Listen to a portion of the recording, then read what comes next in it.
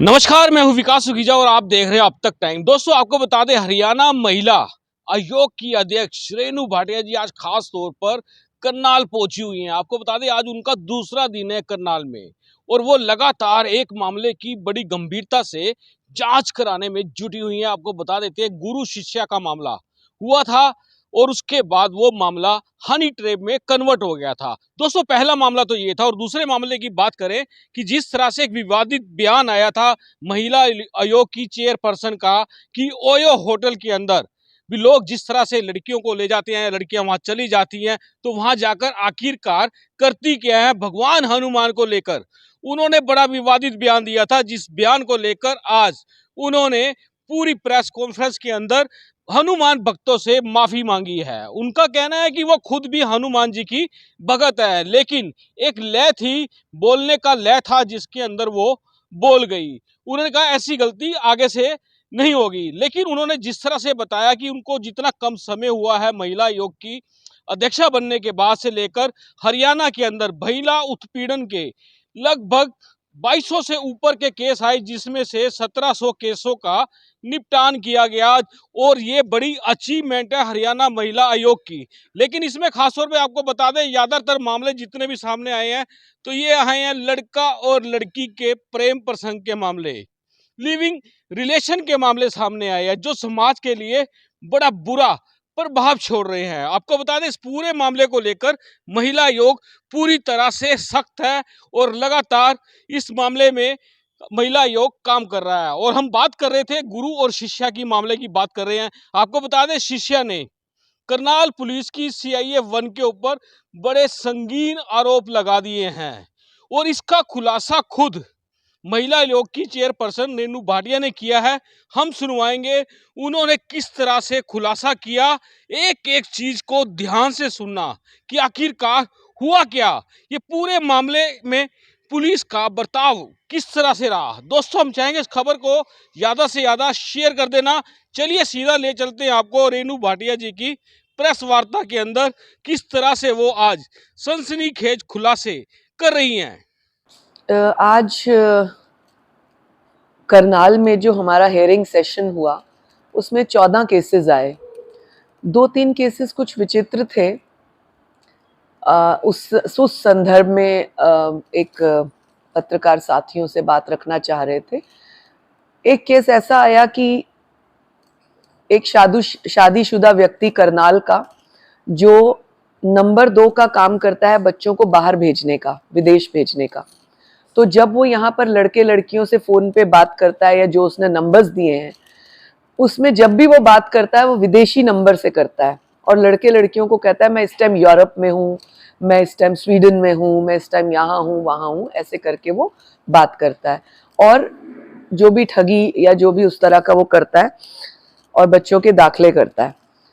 Police को मैंने आदेश दिए कि इस व्यक्ति की पूरी जांच हो गहराई से, कितने दाखिले इसने किए इस वर्ष में, कितने फ्रॉड थे, कितने बच्चों को झांसा दिया। क्योंकि एक लड़की उनमें से ऐसी आई जिसके साथ उसने मित्रता कर इस सब कामों में अपना साथी बनाया और उसके बाद उसको ये बताया कि वो अनमैरिड है और उसके साथ उसने संबंध बनाए, शादी का कहा। 5 वर्ष की बच्ची हो गई, वो 6 वर्ष की है, परंतु अभी तक विवाह नहीं किया और बार बार उसे झांसे देना।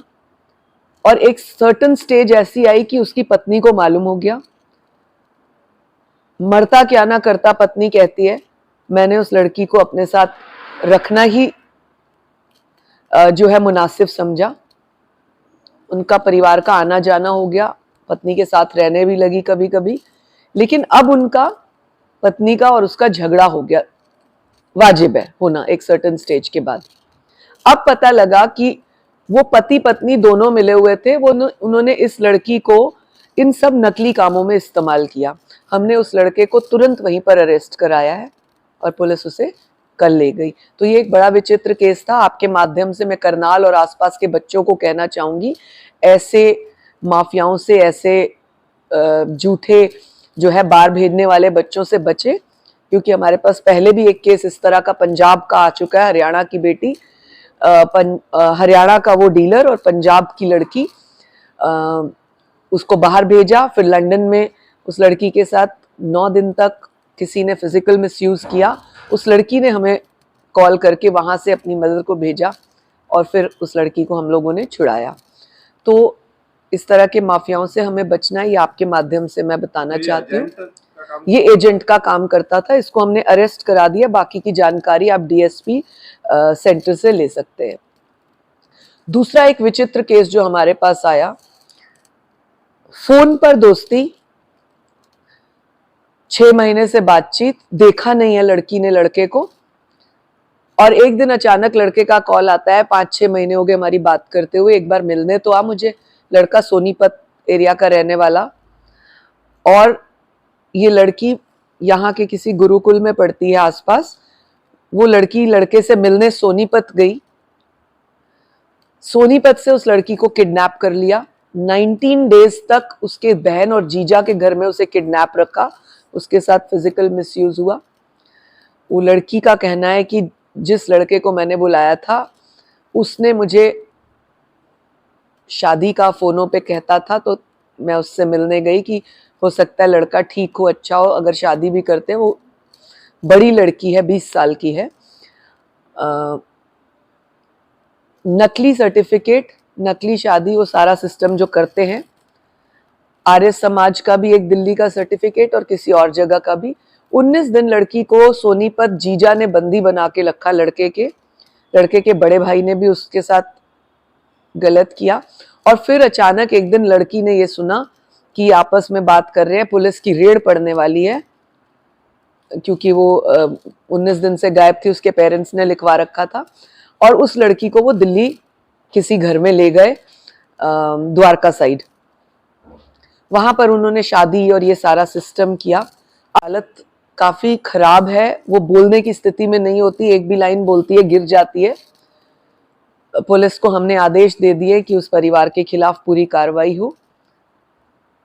ये एक डिफरेंट सी बात थी कि पहली बार देखकर उसको गायब कर देना। तीसरा, इससे भी विचित्र केस आया हमारे पास, जो करनाल जिले का एक बहुत डिफरेंट केस हो सकता है। यहाँ के कॉलेज का, प्राइवेट कॉलेज का प्रोफेसर, कॉलेज की ही बीएससी की लड़की, दोनों में मित्रता है या संबंध बने या जो भी उनका रिलेशन हुआ, व्हाट्सएप से ऐसा लगता है कि 5-6 महीने की मित्रता के बाद आगे बढ़े हैं। पर लड़की का ये आरोप है कि मेरे को सर का कॉल आया कि मैं स्कूल कॉलेज से निकली तो सर ने मुझे कहा कि आजा मैं तेरे को बिठा के ले जाता हूँ, मैं छोड़ देता हूँ। मैंने ना किया, मना किया, लेकिन सर कहने लगे मुझ पे विश्वास नहीं, मैं तो तेरा टीचर हूँ, 2 साल से तेरे सब्जेक्ट पढ़ाता हूँ। तो लड़की ने सोचा सर हैं, तो वो उनकी कार में बैठ गई। कार में बैठते ही सर ने कुछ कोल्ड ड्रिंक में पिलाया, लड़की बेहोश हो गई और किसी स्थान पर ले जाकर उसके साथ दुष्कर्म किया। ये लड़की का आरोप है। इस आरोप की वजह से, और इस लड़की का हमें परसों, हमने करनाल कल बैठना था, 2 ही दिन पूर्व हमें कॉल आया सडनली कि ऐसे ऐसे, बहुत रोते हुए, मेरे साथ रेप हो गया, मेरे साथ रेप हो गया। ऐसे उसने जब हमें बात की तो हम घबरा गए कि कौन सी लड़की है। तुरंत मैंने अपने स्टाफ को कहा इस केस को कल ही लो, और हमने लड़की को कहा जल्दी से हमें अपनी एप्लीकेशन, कंप्लेन जो भी है तुम्हारी वो भेजो, हम इस केस को कल ही लेते हैं। अब जब व्हाट्सएप की डिटेल्स हमें उस टीचर ने बताई तो उसमें उनकी बातचीत पिछले 6 महीने से चल रही है। पुलिस को हमने आदेश दिए पिछले 6 महीने से इनकी व्हाट्सएप कॉल, वीडियो कॉल्स और सारा कुछ आप निकाल के लाओ, उससे और खुलासा होगा।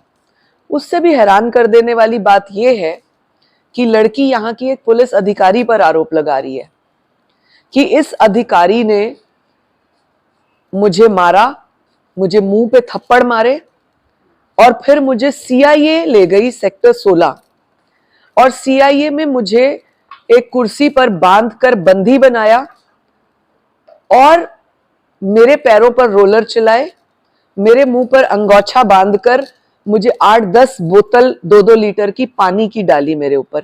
ये लड़की का आरोप है, पुलिस अधिकारी ने। इस आरोप को सुनने के बाद हम रात को 11 बजे तक लड़की के साथ हर सीआईए में, तीन सीआईए है करनाल में, तीनों में हम घूमे कि ये जगह थी, नहीं ये नहीं थी। फिर हम सीआईए 16 ले गए, ये जगह थी। तुरंत लड़की तेज तेज भागती हुई गई, ऐसे कमरा था, ऐसे कमरा था, ऐसे कमरा था, और खुद एक जगह पर पहुंच गई, एक कमरे में। जब मैं उस कमरे में गई तो वो टॉयलेट था, जेंट्स टॉयलेट, जिसमें वो जेंट्स टॉयलेट के वो लगे होते हैं। तो मैंने कहा ये तो टॉयलेट है। तो हड़बड़ा गई, नहीं नहीं यही जगह है, यही जगह है। मुझे यहाँ पे एक लंबी कुर्सी पड़ी होती थी, जैसे वो ऊंची कुर्सी होती है, बार्स में भी होती है या कई स्थानों पर ऊंची कुर्सी होती है।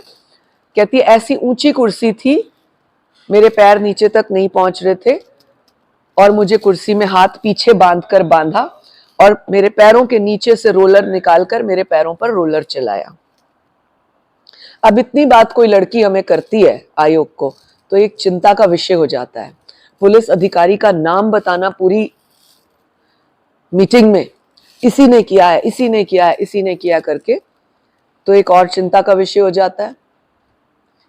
सीआईए में ले गई, ये और बड़ी बात हो जाती है, क्योंकि जो सीआईए की डायरेक्शंस हैं, जो मुझे बताया गया कि सीआईए में लड़कियों को नहीं ले जाया जाता। इस लड़की को क्यों ले जाया गया और कौन वो 3 वहां पर अधिकारी थे जिनकी वो पहचान बता रही है, बिल्ली बिल्ली आंखों वाला एक मोटा अधिकारी था, मूंछों वाला। हमने कल सर्च किया, ऐसा कोई अधिकारी वहां नहीं था। उसने बताया इस जगह पर बैठा था, अधिकारियों ने बताया इस जगह पर कभी कोई नहीं बैठता है। अब ये हमें फाइंड आउट करना है कि वो लड़की सत्य कह रही है या वाकई पुलिस ने उसके साथ ऐसा किया। अब जब और खुलासा हुआ बात का, तो ये पता लगा, जब लड़की ने ये बोला कि मेरे साथ संबंध अवैध बनाए गए, उसके बाद लड़की ने अपने पिता को दूसरे या तीसरे दिन बताया। उसके पिता एक आरएमपी डॉक्टर है करनाल में, और उसके पिता ने और उस लड़की ने और उसकी माता ने आपस में क्या सांठगांठ करी है, इसका खुलासा अभी करना बाकी है पुलिस को, कि उन्होंने आपस में जो फोन पे कन्वर्सेशन की है लड़के के मामा से, जिसके ऊपर आरोप है, और लड़की के माता पिता ने जो कन्वर्सेशन की है, उसमें पैसों का जिक्र नहीं है, पैसा वर्ड नहीं आया है, परंतु बार बार मिलने का, इस स्थान पर मिलो, उस स्थान पर मिलो, प्रिवेसी की बातें हुई हैं उस ऑडियो में। और लड़के वालों का ये आरोप है कि 30 लाख का लेन देन का हमारे से बात हुई है, जिसमें हम 18 लाख रुपए दे चुके हैं।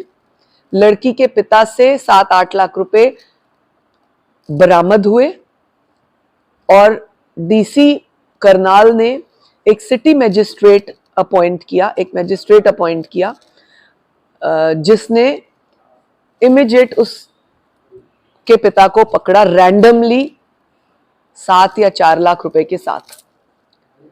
वो लड़की का पिता जेल में है, माता जेल में है, करनाल जेल में। ये लड़की भी 1 महीने से जेल में थी, अब छूटी है। छूटते ही हमें इसने कॉल किया है। ये हमें बात पता नहीं थी, लेकिन जब कल हमें ये पता लगा कि तो ये जेल से जमानत पे है, फिर लड़की ने ये सारा हमें किस्सा सुनाया।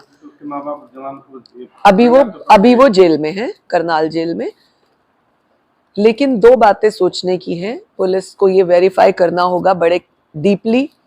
इसमें कमल गुप्ता जी के पास ग्रीवेंस गया, उन्होंने एक एसआईटी का गठन कराया है अनिल विज जी ने, जिसमें एसएचओ कनुप्रिया है, डीएसपी गौरव फोगाट है, और एक तीसरा नाम मुझे ध्यान से निकल रहा है। 3 लोगों की एसआईटी गठित है, वो इसकी जांच कर रहे हैं। इस जांच को हमने और तेजी से करने के लिए कहा, क्योंकि इसमें उस बड़ी पुलिस अधिकारी का भी नाम आता है जो उसको सीआईए ले गई। उसके मुंह पर वो बार बार कही थी यही ले गई थी मुझे, यही ले गई थी, यही ले गई थी, बार बार ये नाम देती है। ये फाइंड आउट करना बहुत जरूरी है कि सत्य कौन बोल रहा है। अगर लड़की का सत्य है तो सीआईए में इस तरह से लड़की को क्यों किया गया, ये फाइंड आउट करना जरूरी है। अगर लड़की गलत है, पैसे के लेन देन की वजह से वो सारी बात कर रही है, तो पुलिस का ये फाइंड आउट करना बहुत जरूरी है कि इनका जो कॉल डिटेल्स हैं, जो उनकी व्हाट्सएप वीडियो कॉल्स हैं, उससे पूरी बारीकी से जांच करना बहुत ज़रूरी है।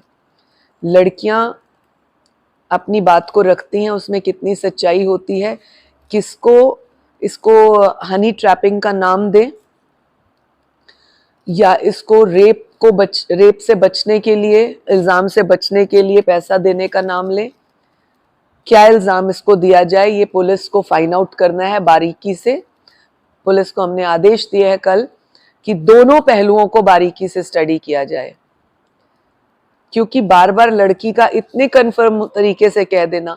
उससे भी दूसरी बात एक हैरान कर देने वाली थी, जब हम 16 सेक्टर रात को 10 बजे CIA में गए तो लड़की ने अपने चाचा को बुलाया। चाचा बहुत सिंपल सा आदमी लग रहा था, लेकिन किसी की शक्ल से हम नहीं जज कर सकते, पर उसकी बातचीत बहुत सिंपल थी। जब हमने चाचा को बुलाया कि इनको CIA लाया गया था क्या, चाचा भी कहने लगा हाँ लाया गया था। और मेरे को जब फोन आया कि CIA लाया गया है, तो मैं भी जब CIA आया तो मुझे ये लड़की नहीं दिखी कौन से कमरे में है, परंतु मुझे मेरी भाभी बाहर बैठी हुई दिखी, यानी लड़की की माँ। और पुलिस का कहना है कि लड़की से भी 4 लाख रुपए बरामद हुए हैं। अब ये पैसों की बरामदी के बाद ये CIA का ये फंडा बना है या ये CIA का ये सारा केस हुआ है और अब पुलिस बच रही है, ये दोनों की बारीकी से जांच होना बहुत आवश्यक है, क्योंकि इस केस का इफेक्ट और कई जगह पर लड़कियों पर पड़ सकता है। वो सच में इस तरह से प्रताड़ित की गई हैं, प्रताड़ित की जाती हैं, या हनी ट्रैपिंग के केसेस में लड़कियां इस तरह की बात करती हैं, या रेप करने के बाद अपने आप को बचाने के लिए पैसा देकर पुलिस के साथ सांठगांठ की जाती है। ये तीनों एंगल्स को पुलिस को बारीकी से स्टडी करना है। मैं आपके माध्यम से माननीय मुख्यमंत्री जी को, माननीय अनिल विज जी को और यहाँ के SP को, तीनों को कहूंगी निवेदन के साथ कि इस एंगल को स्टडी करना बहुत जरूरी है, क्योंकि CIA में रोलर्स चलवा देना लड़की के ऊपर, ये बहुत बड़ा आरोप है। CIA का कहना है हमारे यहाँ औरतों का आना वर्जित है, और रोलर्स तो आजकल चलाए ही नहीं जाते। बहुत क्रिमिनल एक्टिविटी हो, जैसे कई मर्डर्स या कोई बहुत बड़ी फिरौती या कोई बहुत बड़ा कोई ऐसा इंसिडेंट हुआ हो, उसकी जानकारी लेने के लिए CIA में लाया जाता है। वो भी अपने तरीके से पूछताछ की जाती है, और इतनी छोटी लड़की को इस तरह से रोलर्स चलाना तो दूर दूर तक CIA का काम नहीं है।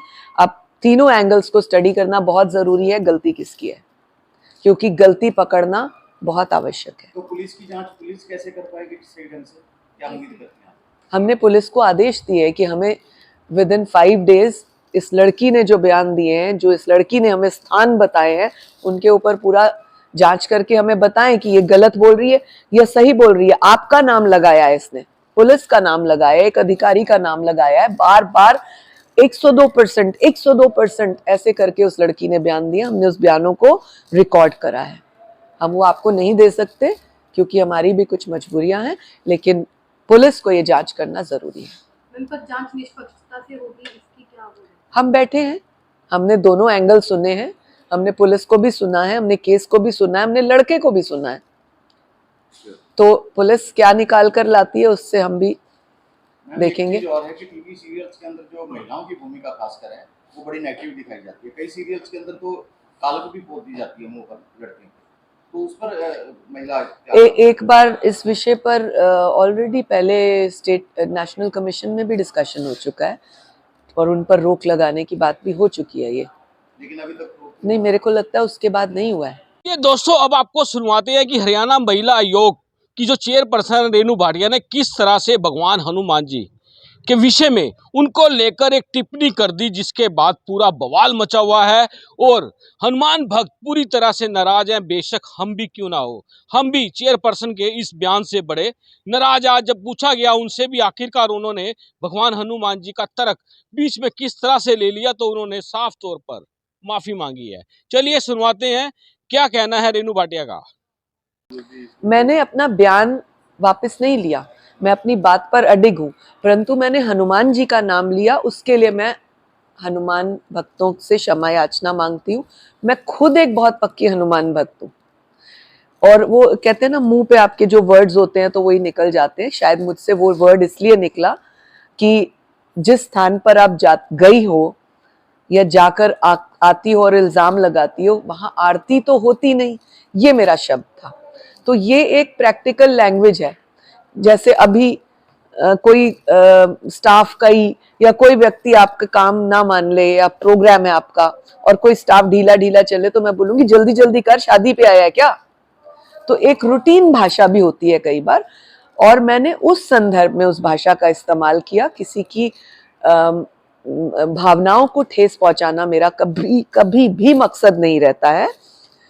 लेकिन जिस तरह का हमारे पास केस आया था, उस केस के नाते आप जैसे साथियों ने जब मुझसे पूछा कि इस वर्ष आपके पास 2246 केस आए, उनमें से 1700 केस हमने सॉल्व किए, तो वो 1700 केस किस तरह के थे, उस संदर्भ में मैंने ये बात रखी कि इस साल जब से मैंने ज्वाइन किया है, मैक्सिमम केस यूथ के आए हैं, यंग लड़के लड़कियों के आए हैं, और ज्यादातर यंग लड़के लड़कियों के केस शादी से पहले, शादी के बाद, दोनों तरह के थे, जिसमें इस तरह का उनका आपसी संबंध होता है। जब बिगड़ जाता है तो रेप चार्जेस होते हैं। तो उस नाते कॉलेज में जाकर मैं लड़कियों को समझाती हूँ, आज भी समझाया है, कल भी समझाया था, आगे भी समझाऊंगी, परंतु अपने शब्दों की मर्यादा का ध्यान रखूंगी कि किसी ऐसे शब्द का इस्तेमाल दोबारा मुझसे ना हो जाए।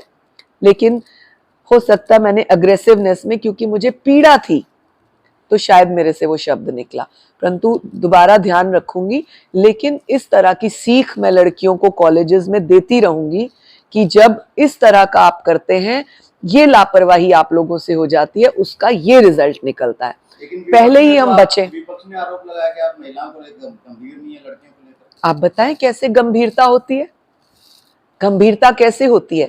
2246 केसों में 1700 केस सॉल्व करना।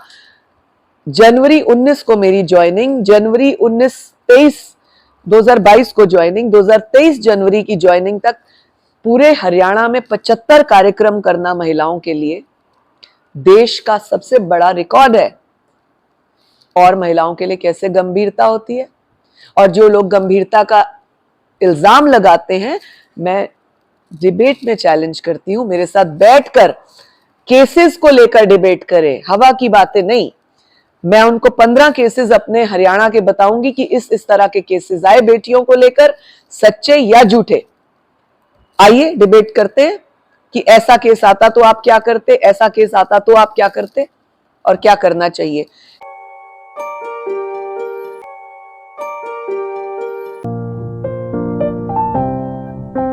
Important for you and your loved ones. Choose a policy today from Star Health Insurance.